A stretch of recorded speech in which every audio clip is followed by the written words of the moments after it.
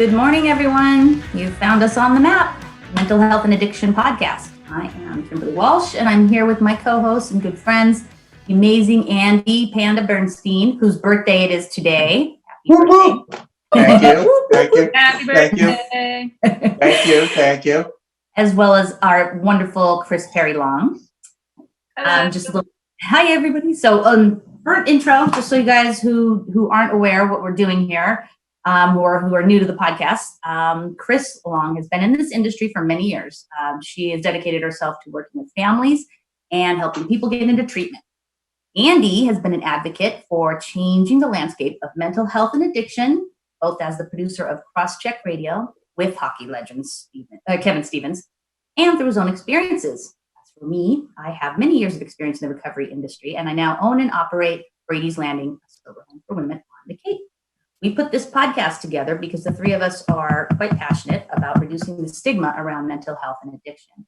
And we believe that the more light we shed on these topics, the less people will stigmatize and punish those who suffer from mental illness and addiction, which will then help encourage them to seek treatment. So before we get on with today's show, we wanted to let you know if you had a question, please post it on Facebook Live. We'll be monitoring the screen and we'll be able to answer your questions live.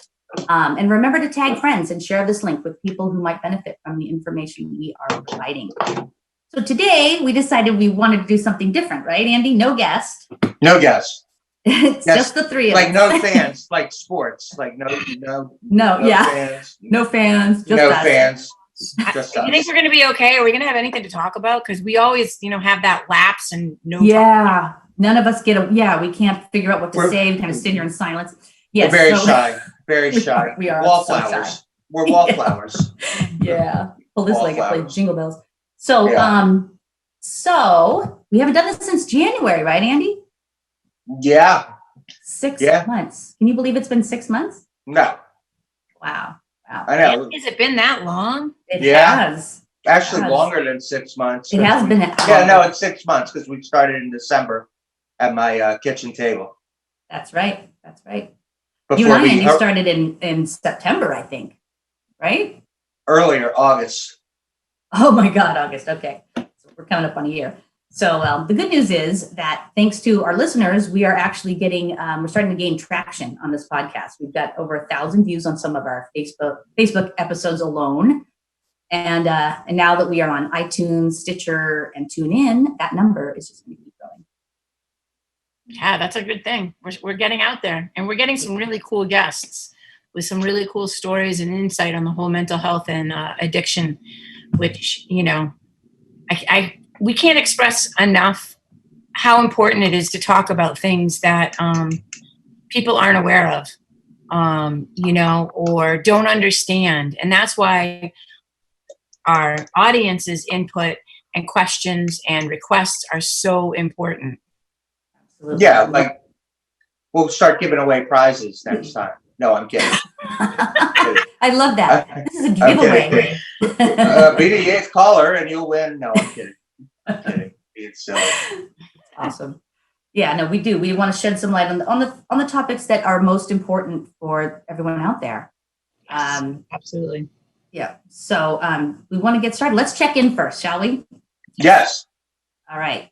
Chris, you want to go first? How are you doing? I'm doing okay. It's getting scary out there. Right now I'm working with a class action suit for big. You're getting sued? No. I'm working on a class action suit, helping families determine if they have the ability to some funds that may come of a class action suit against Purdue Pharma. And in order to do that, the one thing that you have to, that has to be is that you had to have been prescribed opiates. And the stories that I am getting from families that I'm, talking to, and they're crazy. They're like 14. They had their wisdom teeth taken out and they walked out with Percocets for pain at 14. And nobody explained to them, these are addictive. I have parents that are in recovery from a long time ago that were prescribed. you know, it's heart-wrenching because, you know, you think you're kind of past it and you're on that next wave that people aren't getting those opioids anymore. They're not getting the prescriptions, but they're still getting the prescriptions. It's still happening. Doctors are over prescribing. And I don't understand, with all these safety nets in place, how this is still happening. So it's been a tough week. I'm not going to lie. The stories are, they're heart-wrenching. And they go deep. They go really deep, family roots. So I hope they get that the big pharma, don't get me started. I agree with you. I mean, they should be punished ad nauseum, as far as I'm concerned. Yeah. So that's great. Andy? I heard they were going to open up treatment centers, actually, big pharma. Purdue Pharma, I was reading that they were looking at getting the treatment center industry. How about that? Oh, okay, sure. I'll send my kid there. Right? That's like a vertical monopoly. Here, I'm going to get you hooked, and then I'm going to open up a treatment center to help you get off what we put together. Yeah, Pete and repeat. Looney Tunes. Looney Tunes. It's Looney Tunes. How is this possible? Okay, so Andy, how have you been doing? Tell me something good. Well, today's my birthday, right? Which we said. I'm so excited about that. I think the world's cuckoo right now. Absolutely cuckoo. I mean, I was watching TV last night. Mistake number one. I was watching CNN, and the what's going on in Minnesota is unbelievable. I mean, I don't know. It's scary. So, but other than that, I'm good. And I love doing this show with you guys. So I'm glad we're going to take some time to actually just kick it. Chop it up, like the kids say. I love it. Chop it up. I actually wanted to share an article. Please do. It's actually a press release that we've been talking a lot about getting media, and we've been talking about getting, companies and people to help expand the word about mental health and, the importance of maintaining good mental health and addiction treatment, and obviously funding in a lot of ways is a barrier to entry for some people, for a lot of people. So this was a press release that came out yesterday. Mindful Philanthropy is a national resource that of its kind, the first of its kind, to expand philanthropy for mental health, addiction, and community well-being initiatives. And basically the idea is they're going to try to, in partnership with a number of other organizations, they're going to try to maximize donor impact through strategic giving. And they're coming up with new and interested donors to subject matter experts and experienced behavioral health funders as they kind of consider high impact funding. And then they're increasing their overall investment in behavioral health programs. And so Mindful Philanthropy collaborates with foundations who are focused on behavioral health or working in adjacent areas like education, poverty, criminal justice reform, and health equality. And so they're trying to initiate and develop new support programs. And so the founder for this organization is always to provide guidance that is formed by best available experience and actionable. But without going too far into it, because it's lengthy and we have other things to talk about, I will say that it's great that there's an organization out there that's really committed to helping raise funds for addiction and mental health. And we need more of those kind of organizations to kind of almost work hand in hand with it, mental health and addiction, not just addiction or mental health. So it's good. Because they generally coexist, right? And they're usually one and the other in most cases. Yeah, that is great, Andy. It's a real positive article. I like that. Yeah, I don't know if Mike put it on the screen, but we'll have it on the website if not, but or not our website, but our Facebook page. But good stuff there. So kudos to them. Mindful Philanthropy. Right. Yeah. Yay! Finally. Yay! Mindful Philanthropy. Chris, do you want to go? You want to talk about your article? My article? I have an article? You. Okay. Yeah. Well, that's okay. I'm sorry. I was just sharing. So I was listening, but why don't we hear your point of view, Kimberly? All righty. Sounds good. So I was pulling up, looking at different articles and wanted to find obviously something uplifting and inspiring. And so, and that will reduce the stigma of mental illness and addiction. I came across an article about the 21 highly successful people who have mental health or addiction issues, which I found fascinating because at the top of the list was Abraham Lincoln, who I just did not know. He had clinical depression and PTSD. How did they know back then? Well, he said that he was melancholy, and if he was alive today, that he'd be diagnosed with clinical depression. I thought fascinating. And as we know, some of our guests obviously have had that, and Chris Sullivan, right, from the Patriots. Also, Ben, and Ben Zobrist from he's a 2-time World Series champion. With the Kansas City Royals, Chicago Cubs. Kevin Love from the Cavaliers, and yeah, I mean, there's a ton of people, right? I honestly think that we all have depression at some point or another. It's just how we cope with it. And sometimes, like the going into the whole dual and stuff, I have a person that I'm working with. We get the addiction under wraps. He starts building up that self-esteem. He starts feeling good. And then the depression creeps back in. And then you have to use the addiction to snuff the depression out because you don't know how to deal with it. And it's finding that working path, that 2-way road that they're going to work together instead of just a 1-way road. It's really hard. It's really hard. That's dual diagnosis, right? I mean, really, which is our boy Willie is a therapist on it. He treats that because mental health is really the overarching issue. Right. Once you diagnose you can deal with the addiction, but once the addiction is dealt with, then the underlying behavior or mental illness shows up, or it doesn't. So it's either situational or it's chronic, and that's why they recommend going to a therapist at the same time as you're getting sober, so that you can kind of deal with that as it comes up. Well, so that's my question. I mean, you have a gym, you go to work on your body. People go to work on their body. Why wouldn't you go to a gym for your mind? I agree. 100%. Right. I mean, why is that a bad thing to work on your mind? It's not. People just live with it. They think that it's somehow normal. I don't know how many cases I've heard where people said, I thought this is how it's supposed to feel. I didn't realize life could be this good. After they get on, their meds or whatever they've done to alleviate that. But what's kind of lacking in this whole recovery type of thing? What's that, Chris?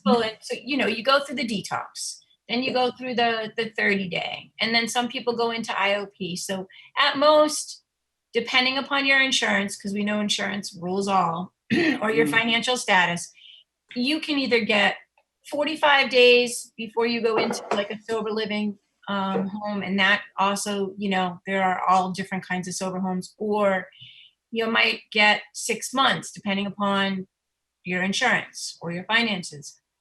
Then they go out and they live the real world. I think what we need to do is we need to have programs throughout the states or throughout the country where, so somebody goes in and they do their program and they go back. Now they're back in life, Now what? Where's that, let me go in and I can drop in and I can sit in they have these recovery centers and they're great and they're wonderful.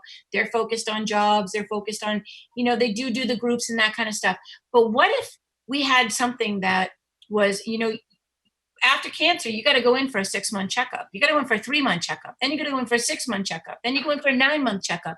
Then you go in for a year checkup until, you get whatever it is that they decide that with whatever type of cancer you have until you don't have screens anymore. What if we were to set something up where you exit that program? Okay, you know what? In 3 weeks, you got to come in and we're going to financial literacy. financially. Right. We're going to check in on you. And you know what? If you're having a hard time, then we're going to reboot you. And that's then we'll what IOP should be, Chris. That's what IOP is supposed to be. Like they can go to IOP. What is IOP? Intensive outpatient therapy. Okay. So it's like group therapy after you've had treatment. So you can go to, in the 30-day bubble, like I like to call it. Then you go for another, could be 6 months, and you're supposed to be checking in first at 5 days a week, then 3 days a week, then 1 day a week.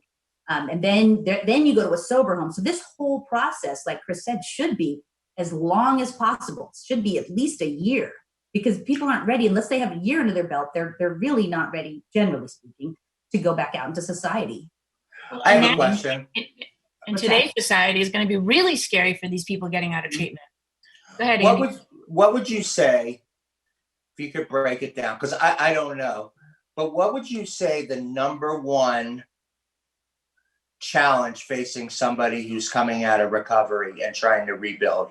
What would you say the number one real life issue that affects people? I think it's with triggers. The stigma. Absolutely.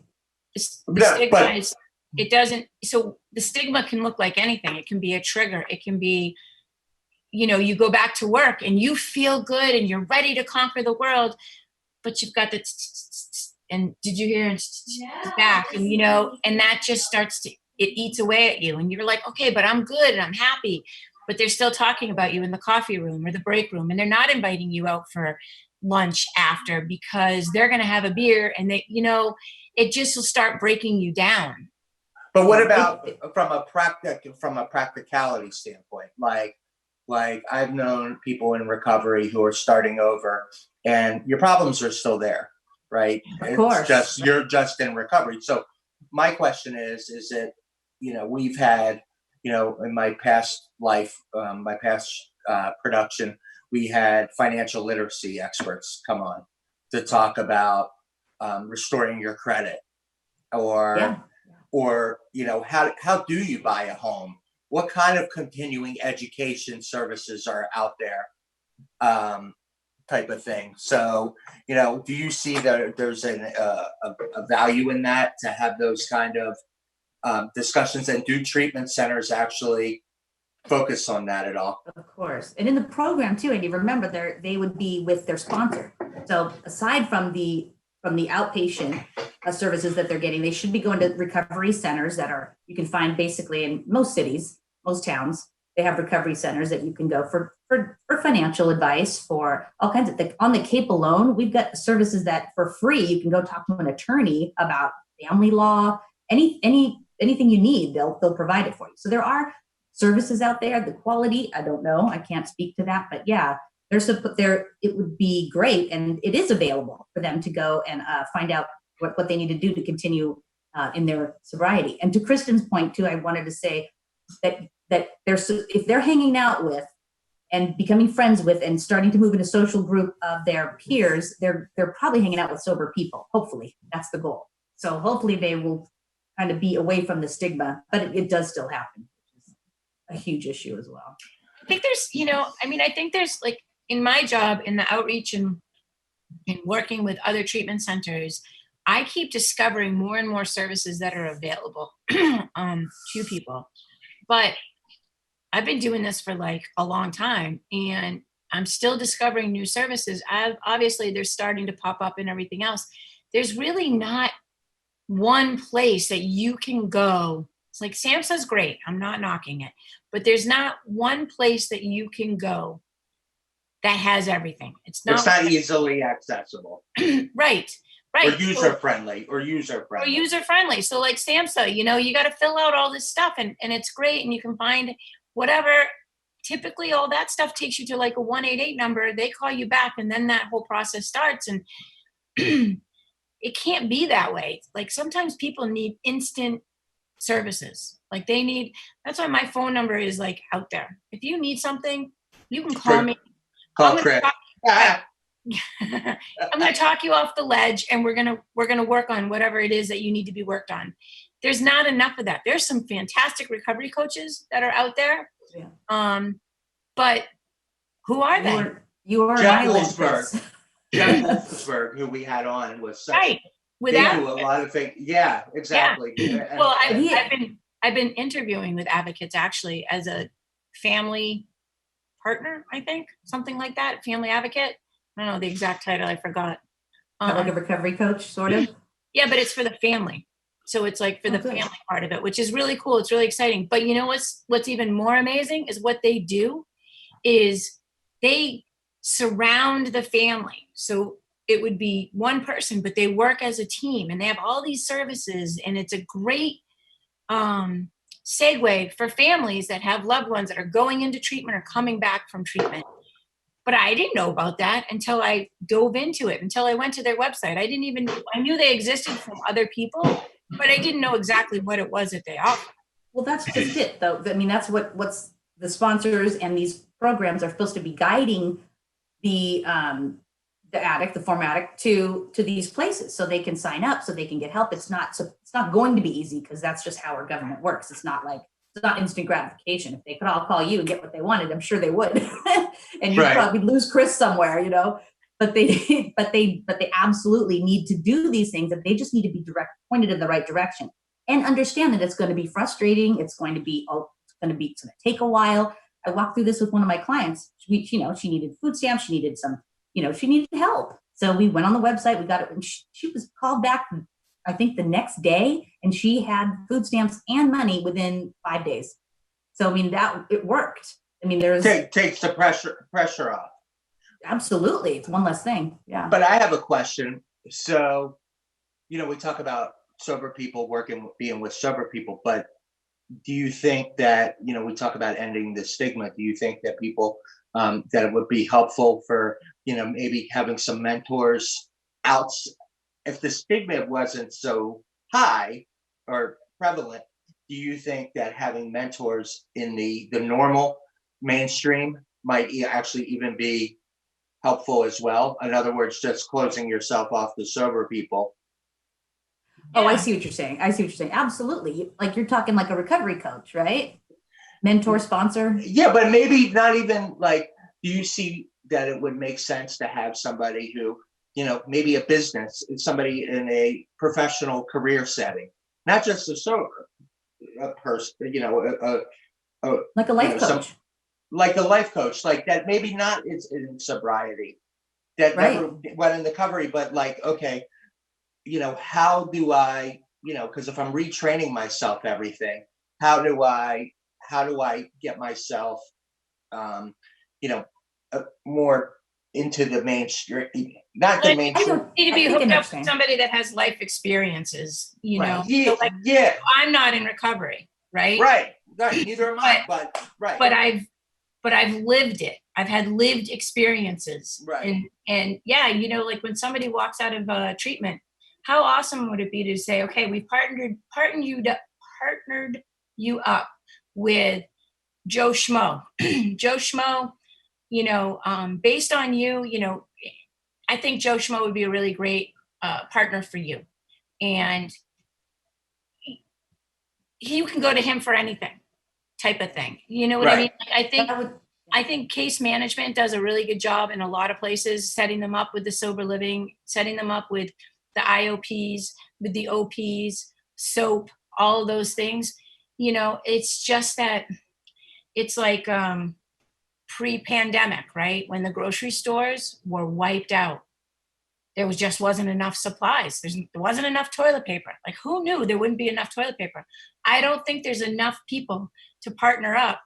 That's what I'm saying. Available to fix this. Like it's like we're all swimming up the same stream, and there's just not enough stream. Different people need different things too. Don't forget, like if you've got high level executives, they're not going to need financial assistance. You know what I mean? They're going to want. They're going to want your life coaches, your financial life coaches, motivational life coaches. They have these things, but they cost money. They're not a something that's subsidized. So people coming out who are homeless, they really don't need this life coach, right? I'll give you a great example of what I'm trying to say. Like, not just wearing the label of all I am is in a recovering substance abuser, right? I'm a hockey legend. A hockey legend. I'm a friend. Right. I'm a brother. I'm a father, you know, and I'm interested in music like a Danny Lynch, right? Or I have, you know, or Willie, or, you know, people who, you know, not just wearing that label. You're more than just the label you have. Right. Of being 100%. in recovery. So my thought is, and actually being around this for 3 years, I'm seeing like, okay, yes, you're in recovery, and that's a great base to start from. But what else can you do to have a rich and full life besides just being in recovery? I totally get what you're saying. I totally get what you're saying. And that kind of comes down to the individual, I think.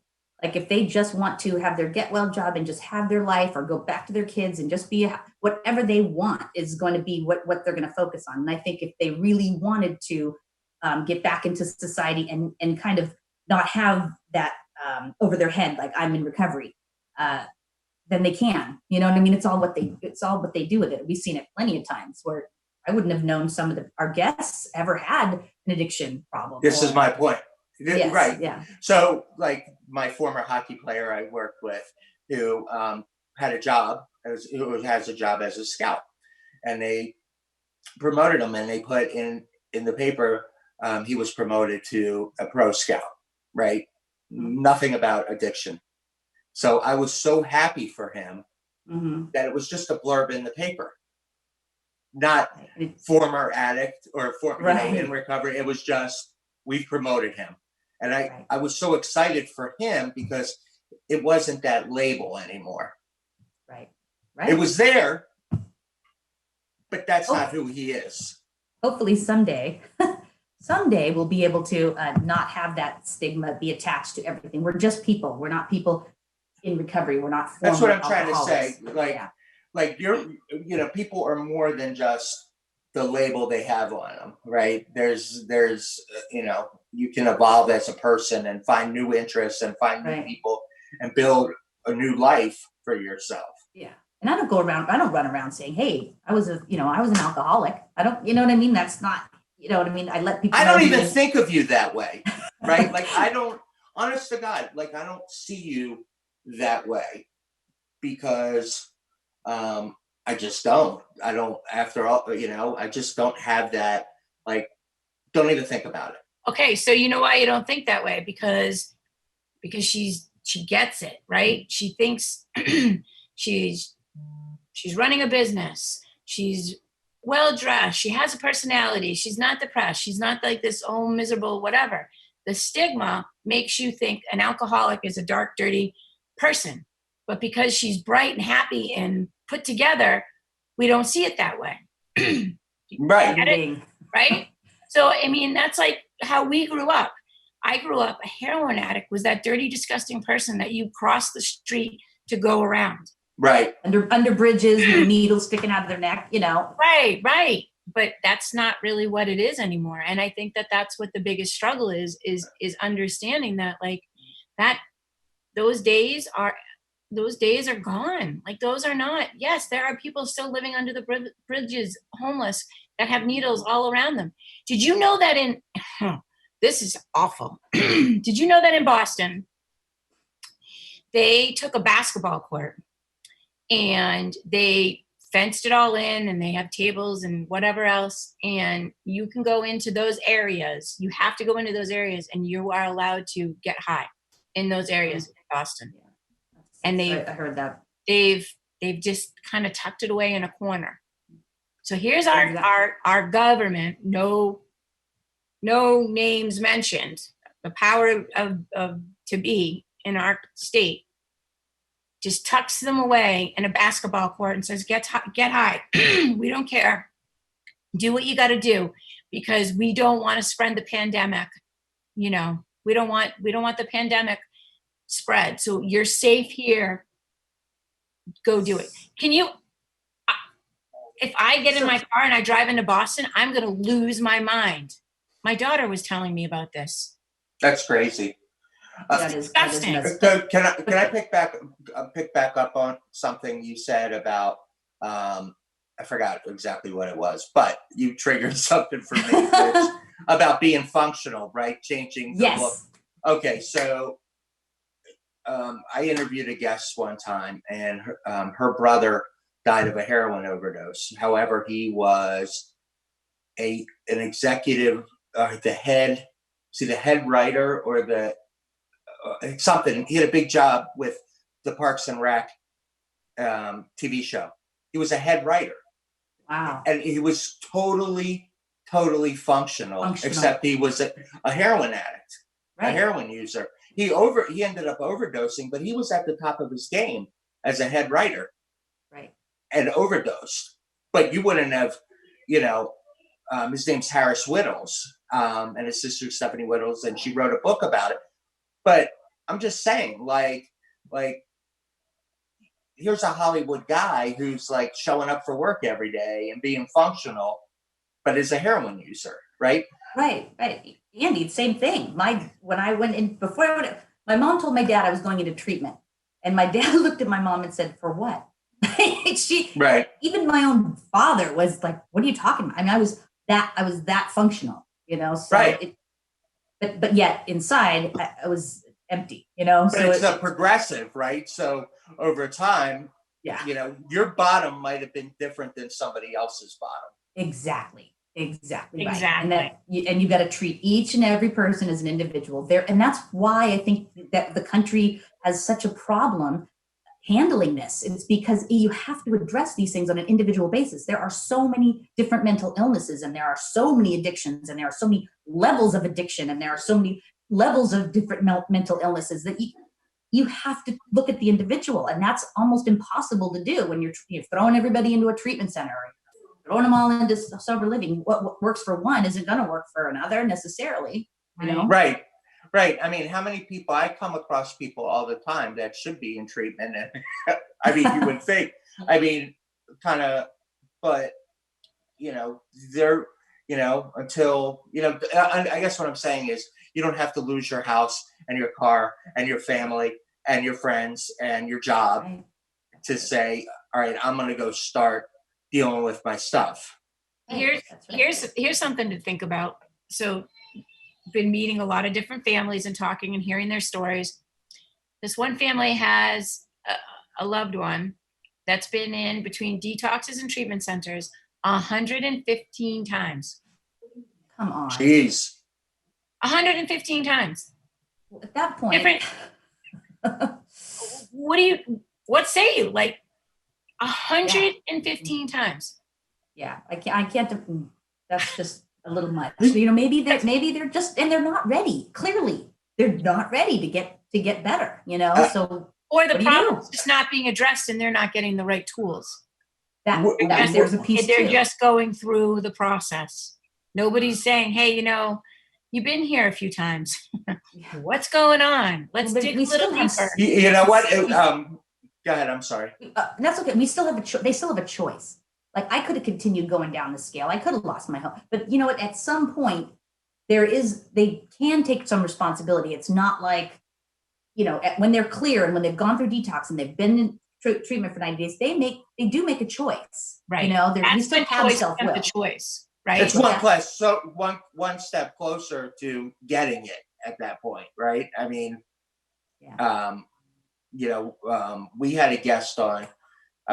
Because we're going to get talking about guests in a minute, but I had a guest on. I did an interview. He was the manager of the Pittsburgh Pirates. I don't know if you were on our show at that point, Chris, that you came on, but as a guest. But Clint Hurdle managed the Pirates, and he is.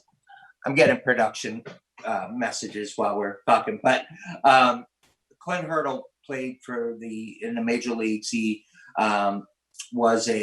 he's in recovery for 20 some years, and he always says, you relapse, it's just one step closer to recovery.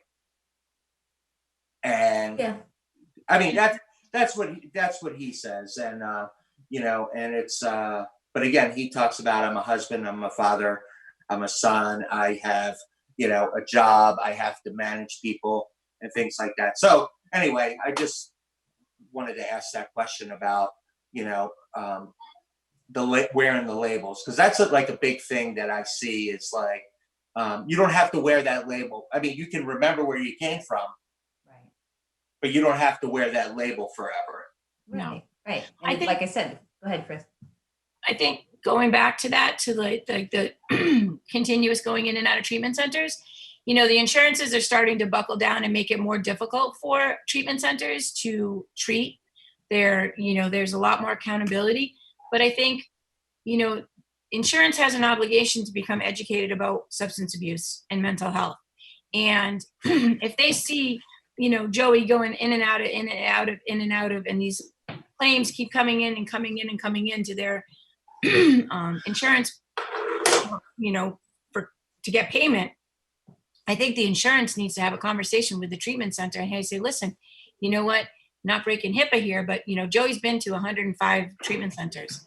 You guys need to dig deeper. If you want to get paid, then you need to dig deeper. There needs to be more accountability on the treatment centers end. Like, there are some good treatment centers. I'm not knocking it, but if we're going to fix this, it has to be a collaborative motion action. Everybody has to be involved in this. So your insurance has to be involved in this. You have to be involved in this. Your treatment center has to be involved in this. Instead, everybody's always just looking to make that next buck. Two things I wanted to jump in on. Fired up. Two things I wanted to say. One, as far as the treatment center, what's the relapse rate for people? You cannot judge treatment center on that. If you ask somebody and they say, "Oh, we have an 89% rate," I went to work for a place, and they said they were number one. And of course, they said that. And I said, "Why are you number one?" That's what I asked. What makes you number one? I want to know. Yeah. Absolutely not. Nothing. Absolutely not. Of course not. Because it's a lie. Why would you say that? Right? Why is that what you're being judged on? Right? We're number one. Because people are vulnerable. People are vulnerable and they're desperate, and they call and they say, "Hey, Andy, what's your relapse rate?" Oh my gosh, that's the best. I'll get cured. I'm gonna go. Let's go. Right. No, that's BS. That's complete it's BS. complete. It's a marketing tactic. What they can say that because they took a poll of their internal staff or something and decided, oh, well, we got this many people. No, the actual number is 1 in 6 out of people who go to treatment. 1 out of 6 actually makes it, actually stays sober. And it's actually getting lower, unfortunately. So it needs to change. It does. But you guys have to remember, though, people have to hit their bottom. Like, some people have to hit rock bottom. They will not have the motivation or the impetus to get help until they fall and completely lose everything. But you have to be an advocate. You have to be an advocate for yourself first and foremost. Because if you don't want it, then nobody else can give it to you. You can't. Don't chase people who don't want to be caught. Somebody said. We always say, yes. You're right, Andy. We say this in recovery all the time. You, as a sponsor, you can't work harder on their recovery than they do. Right. You're setting yourself up to fail. We as parents cannot save our children. And that, until you guys have kids, that is the biggest. Kimberly and I having kids? I'm just kidding. Claudia would like that. That was good, Andy. Happy birthday! Thank you. Hey.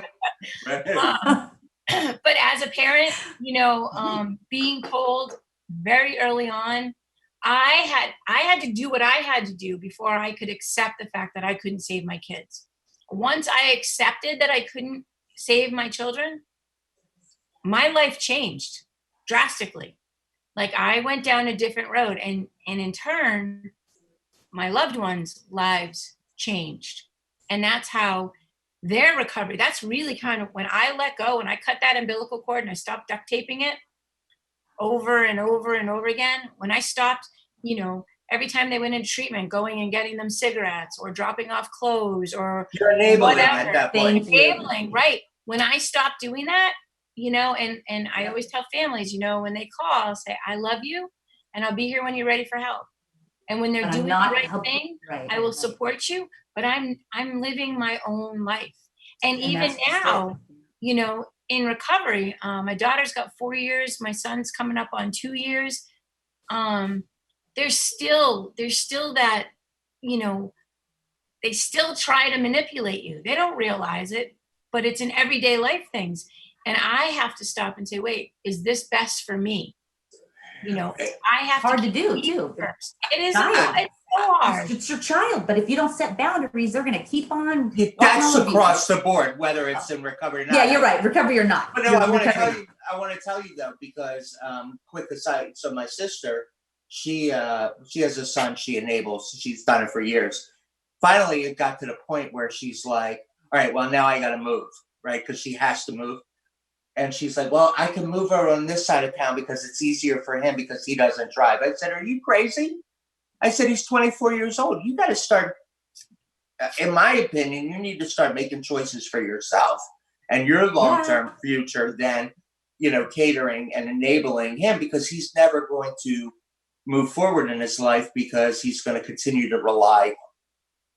Of course, if someone was doling out cash to you every day and you were just able to do whatever you wanted, and right. Why wouldn't you? Especially in an addict mind, you know what I mean? You don't really realize that you're hurting them or anything, but they're addicts. This is what they do, and they're good at it. He's a religious addict and a food addict, right? He's an addict nonetheless. Yeah, he's an addict. I walked with him on the streets of Brookline when he was visiting. He goes, I got to go to the synagogue. Just out of the random, I got to go pray, right? It was just like something to divert myself from being in my own head. Oh yes. And feeling my own stuff. I gotta go. And somewhere. And that's just it. That's what all addicts want to. They don't even realize it, but you are, you know, you're spending your life, you're avoiding these feelings. Oh my God, I don't feel good. I need something to make me feel better now. And shopping, sex, whatever, gambling, whatever feels good. Gambling. Yeah. It's like gambling. I can't. That's gonna be interesting. So Nevada is gonna be opening up, I think, next week. Las Vegas. Woo! And they can only have like X amount of gamblers, and I mean, I kind of like I know, right? I kind of would like to be a fly on that wall to see how they're gonna do it, because can you? I don't even. Oh my God! Yeah, it's mind-boggling trying to figure out how different things are going to be opening up. I mean, I thought I had a haircut appointment today. It's not until the end of next month. But I was talking to my hairdresser, and she was saying, you know, like all the things that they have to do in order to open. You know, they have to sanitize in between each client, and they have to. Dog grooming. Anyway. Yeah, it's like, it's insane the stuff that they have to do. How are small businesses like that ever gonna make it? They have to have disposable aprons. You know, they need a patio, an outdoor deck. Literally, we went to. So it's back to the scary. Yeah, no, that is scary. But I mean, back to the things we can do. Like, what's the solution? So we've got friends, we've got loved ones, we've got addicts who need help. What can we do to help them? What's a practical approach, right? Kristen, what do you think? So I think, you know, learning how to meet them where they're at. What does that look like? What does that look like? So that means that you really kind of, you know, when you're meeting somebody or you're talking to somebody, I have a lot of people that I've never met it's all done by telephone. And, you know, it's asking those uncomfortable questions. It's being honest with them. You know, hey, I have to ask you some questions so I know how I can best help you. It's not telling them what they need to do. It's learning how to kind of suggest what would probably be the best, and how can I help you achieve that goal. Setting achievable goals. You know, I've got a lot of people that they don't even have their GEDs, and they're in their late 20s and early 30s. Let's get that GED under your belt. You know, like that's a huge achievement. That's going to open more opportunities for them later in life. Absolutely. But what if they're still like, they're actually deep? I mean, that's not when you would introduce it. You'd introduce that when they're ready, right? They would then say, okay, it's setting goals. Right. It's setting goals. Like, so you get to know the person that you're working with. You know, it's all these different goals. I mean, reunification with a child. These kids, we have more kids, little kids, that have been appropriated by people that have suffered from substance abuse than we have a lot. We have a lot of little babies in the world. And it's working on those reunifications and putting hope back into somebody's, in somebody's life. You walk out of treatment and it's very daunting to walk out and to go from being told when you can do A, B, and C to having to learn what your new A, B, and C looks like and how to do it and how to stay in that routine and have accountability when there's nobody there to keep you accountable. So Chris, would you say, would you say that when they come to you, when people come to you, what, especially the children who have parents, like I've got several women who are just absolutely devastated because they think their children aren't going to forgive them.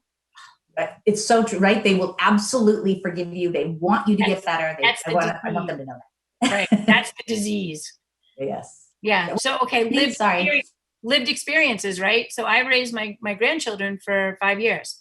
They came to me when they were 2 and 4, right? 2 and 4. And now we're working on reunification. Guess what? Those little kids, they don't care. They don't remember. Yeah. You know what? My grandkids, they have a little bit of some stuff, a little bit of traumas. It wasn't intentional traumas. It was just because their parents were in the throes of their addiction and they never not loved their children. Their addiction just was more powerful than, their parenting.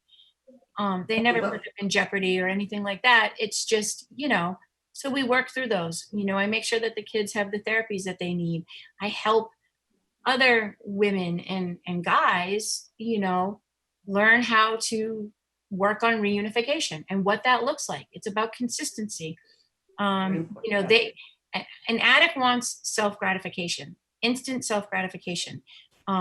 They love when somebody is on a run using, they love the game of how am I going to get the money? Then I'm going to get the drug and then I'm going to get the feeling. They love that. That's an adrenaline rush for them. That's what they chase. Then they get it, they relax, and it just starts over and over and over again. So it's the same thing. I want my kid back in my life today, right here, right now. Well, guess what? That's not going to happen. And it's not going to happen because that's just how it doesn't happen. That's just what happens. It doesn't happen that way. But we're going to do it. We're going to do the work that you need to do, but you need to be consistent. And when you get a couple of weeks in of, whether it's sending text or talking to the mother or the father who has custody or the grandparent who has custody of the child, talking to them and maybe not being able to talk to your child right away, but talking to them consistent, it comes together and it builds up that hope and it builds you up. So it's hard. It's really hard. I mean, it can happen. I think whether you're in recovery or you're not, we're just all on a journey here.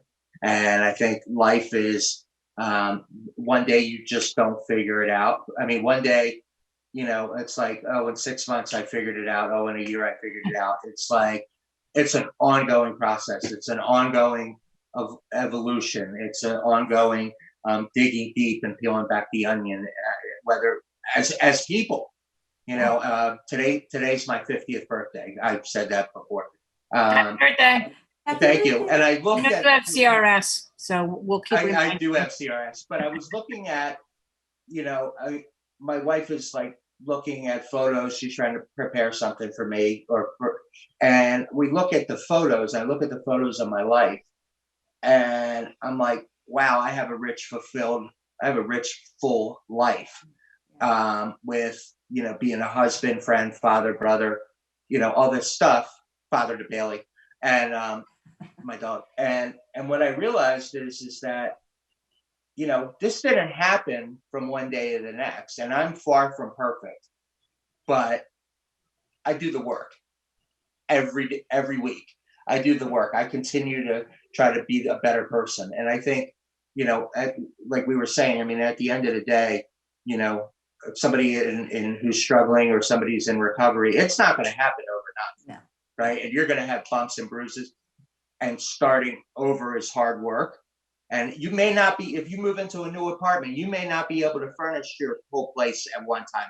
You may have to get a new bed and things like that, or scrap and claw to get what you need. But you know what? It's yours. It's like are you saying like it's the journey, not the destination? That's right. That right. It's like from one day to the next. Okay, well, I really screwed up. So I'm going to go out. I know someone, I know he struggled, and he's like, all right, I'm going to make this happen, and I'm going to make it happen quickly. Well, guess what? That person relapsed all the time to make up for lost time. And it's like, no, you have to be prepared to ride this out. Like, I can look back over an 18-year period of where my life was just as a young guy who didn't really have my act together to now. And I look at it and I'm like, I've done a lot of work over the years, right? And I continue to do it. Yeah. Yeah. Yeah. And grow relationships and be transparent and have real discussions with people and not afraid to get difficult topics on the table. And you get rewarded for that, right? That's right. And to own your stuff. You get rewarded for that by having those fulfilling relationships. That's right. And I always say, and I'll just, for what it's worth, leaders don't blame. Right? If you don't blame, right? If it's on your watch, it's yours. You have the decisions to go where you want to go. You have free will. You can think about things ahead of time, not be impulsive. Make sure you're, weighing the facts, right? So that's no one shows. Spiel. No, I totally agree with you. No one shows up. No one finally one day opens their eyes and go, I have arrived. No one. It doesn't work. It doesn't work like that. Like, I don't have to do any more work. I'm good.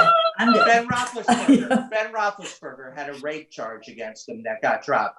But he's like, in like 4 months, I've changed. I've figured. No, you haven't. You don't get enlightenment over a 6-month period. You do not become enlightened and self-aware over a 6-month period. But I think people, come out of treatment, all of a sudden, I got the magic bullet, right? Yeah. It's not. Yeah. You want them to be happy, but you don't want them to be disillusioned, right? You don't want them to be running out there. Hey, I can go back to my job. I can go back to no. You need the happiness is an internal thing. It's like I could sleep at night knowing that I'm not sleeping on the street or looking for drugs or stealing money. I can sleep at night because I know that I'm sober, and you know what I'm saying? Like, somebody can literally take pride in the fact that they're taking a single step and not. That's just it. Yeah. So good topics. They are good talk topics. about it. We got to break down. We got another say. We got a little. Do this again. Do a little. We do, and we got a little recap too, right, of our past shows. Yeah. Good. Let's hear it. All right. So my question to you guys is, who's our favorite guests over the time? Now, they've all been great. That's not fair. Yeah, that's not. Okay, then we'll. Don't eat birthday cake. No, but we love them all. They all have great stories, but if you could encapsulate one guest that made the most impact on you, personally, like what you thought from that episode, you in particular resonated with you. What'd you take from it? Okay, that's better. That's good. Go ahead, Chris. What do you think? Which one resonated? Chris, put it on me first. That's right. You deserve did I do that? I mean, I liked when we had Charles and Beth on because it showed they both have addictions as well as the mental health, and allowing them to kind of freelance. It was fun not fun, but I found it to be interesting to sit back and watch them banter and talk and compare, and it was good. I don't know. I mean, they're all really good. They all have a little bit of something. I love talking and learning about all these different people because they offer one more ingredient to what I consider to be not the cure, but to whatever, eventually I'm going to cross paths with somebody that I'm going to have they're going to have a similarity to somebody's story. So, I don't know. I don't think. I can't put my finger on it, Andy. Who's your favorite, Andy? Do tell. Okay, so I think about it from my standpoint and what I'm personally trying to do with this world of talking about mental illness and addiction and self-involvement and growth. And so the person that really resonated most with me was State Senator Friedman, and I'll tell you why. Because Cindy is using, that's how we roll, Cindy. Because Cindy is using, Senator Friedman is using her platform to address this. And she's passionate about it. And she's in a position where she can impact change because she's gotten there. And so building consensus and getting people on board to buy, to rally together to bring this and impact this, is very admirable to me. And it's inspiring to me that, she's putting it out there. And I've even read an article. I discovered her because she wrote a article in the Globe about an op-ed piece about mental health and addiction and what needed to be done. And so I say, she was the most impactful to me because it inspired me to continue on this path. That so that was mine. But good. Yeah. So I would say she was my favorite. Okay, awesome. So I guess I'm next. You are next. Actually, this one, I love this. I love when we get to just be ourselves and be real and talk about real topics and be unedited and not so much on our best behavior with the guests. We can actually just kind of let our hair down and really talk amongst the three of us because I think that's what this whole podcast is about. So my favorite is this episode today. Am I allowed to do that? Yeah, I know you've been itching to do that, and it's funny because I've gotten to a point where I've done shows for 3 years, right? I've done between the map and Crosscheck. It's been like 120 shows I've done over 3 years, and I can honestly tell you, almost 3 years. And I can honestly tell you that having guests, while they're wonderful, and I am so grateful for them coming on and sharing their stories, it also, it's kind of the same story in a lot of ways. It's kind of the same, and celebrities or people of notoriety telling their story, it's cool, and they're being great advocates, but, it's, it kind of becomes the same story. So to have conversations like we're doing, I agree with you. And I will also say that the other guest that, I'm a big fan of hers. I think Beth is just the best because Beth is such a wonderful person who is so easy to root for, because of her vulnerability, her spirit, her